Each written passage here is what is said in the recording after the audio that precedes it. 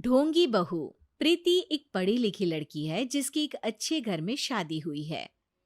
प्रीति का पति राहुल एक मल्टीनेशनल कंपनी का मैनेजर है जो आधे महीने विदेश में ही रहता और छोड़ जाता है अपने मम्मी पापा को प्रीति के भरोसे, जिसे इस देश को सुधारने की चुल ने परेशान कर रखा है। मम्मी पापा, कल एक डॉग वैक्सीनेशन का शिविर है तो मैं वहीं पूरा दिन रहूंगी। आप मेरे लिए खाना मत बनवाना। अरे बेटा प्रीति, वो बाई तो काम छोड़कर परसों ही जा चुकी। एक नई बाई देखनी पड़ेगी। माँ, आप तो जानती ही हो ना कि मैं कितना बिजी रहती हूँ। अगर कल मैं नहीं गई तो कुत्ते एडॉप्ट ही नहीं हो पाएंगे। देखिए, हम इंसान तो बोलकर अपनी तकलीफों को बता सकते हैं, लेकिन वो बेचारे, उन्हें हमारी ज्यादा जरूरत है मम्मी। अरे बोल के भी हम क्या हासिल कर पा रहे हैं। अब ठीक है बेटा, तू जा, मैं खाना बना लूंगी। ऐसा पहली बार नहीं हो रहा था। देश भर में जितने एनजीओज हैं, चाहे वो स्टूडेंट्स के अधिकार के लिए हो या गरीबों में खाना बांटने का काम हो, प्रीति सबसे जुड़ी हुई थी। रोज कहीं बाहर ही रहती थी, एक शिविर में नहीं तो दूसरे में, और छोड़ जाती थी अपने सास ससुर को उनके खुद के भरोसे। और जब कोई उसे कहे, अरे प्रीति, कभी तेरी सास का हाथ भी बटा दिया कर, तो उसका एक ही जवाब रहता था, देखो, हम लोगों को तो सब कुछ घर बैठे मिल जाता है। अगर आज मैं इस शिविर में नहीं गई तो पता नहीं कितने लोग सड़क पर आ जाएंगे। प्रीति को समझाना संभव ही नहीं था, और ये बात उसके सास ससुर भी मान चुके थे। इसलिए सुबह सुबह सास ही किचन में खाना बनाने जाती है और देखती है कि घर में सब्जियां खत्म है। अरे प्रीति बेटा, सुन तो जरा। क्या हुआ मम्मी?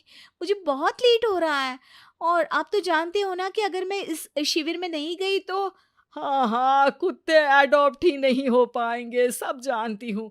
अरे पर घर में सब्जियां खत्म हो गई है। अरे जब तू वापस लौटे ना तब लेकर आना, ठीक है बेटा। ठीक है मम्मी, चलिए मैं चलती हूँ।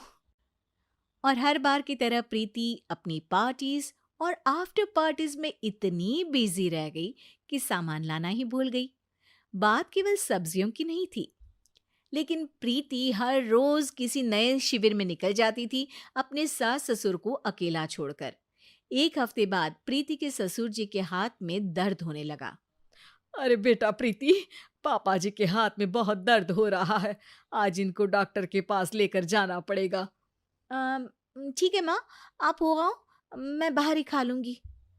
अरे बेटा, मैं कैसे ले जाऊं? ये काम तो हमेशा राहुल ही करता था, और मुझे तो डर है कि कुछ ज्यादा बड़ी बीमारी ना हो जाए। उफ़ो, आज मुझे मेडिकल शिविर में जाना है। बेचारे बड़े बुजुर्ग जिनके अपने फैमिली वाले उनका ध्यान नहीं रखते, उनका पूरा मेडिकल चेकअप होगा। अगर मैं नहीं गई तो आप तो जानते ही हो, उनका चेकअप नहीं हो पाएगा। और हाँ बेटा, तू जा, मैं कुछ ना कुछ कर लूंगी। प्रीति के सास और ससुर दोनों ही काफी समय से प्रीति को समझाना चाह रहे थे कि उन्हें भी मदद की जरूरत है, लेकिन अब तो पानी सर के ऊपर जा चुका था।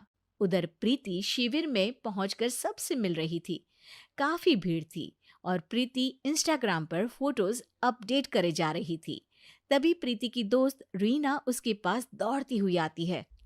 अरे प्रीति, जल्दी चल। अरे क्यों, क्या हुआ?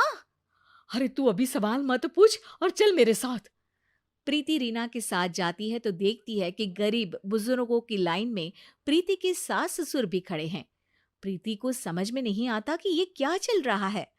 उसके ऑर्गेनाइजेशन में सबकी नजर उसके सास ससुर पर थी, और प्रीति को लगा कि बात उसकी इज्जत पर आ गई है। माँ, पापा जी, आप दोनों यहाँ क्या कर रहे हैं? आप तो जानते हो कि ये शिविर गरीबों की मदद करने के लिए बनी है, और आप इसका मजाक उड़ा रहे हैं इस तरह से लाइन में खड़े होकर। अरे बेटा, हम भले ही गरीब ना हो, पर जरूरतमंद तो है ही। हमारा भी कोई ध्यान रखने वाला नहीं है। मेरे पति के हाथ में दर्द है, मैंने सुना कि ज़रूरतमंद बुजुर्गों का यहाँ फ्री में इलाज हो रहा है, इसीलिए चले आए। अ, नहीं, मतलब मैं तो प्रीति को समझ में आ गया था कि समाज को संभालने से पहले उसे अपना घर संभालना चाहिए और वो सर झुकाकर अपने सास ससुर से माफी मांगती है।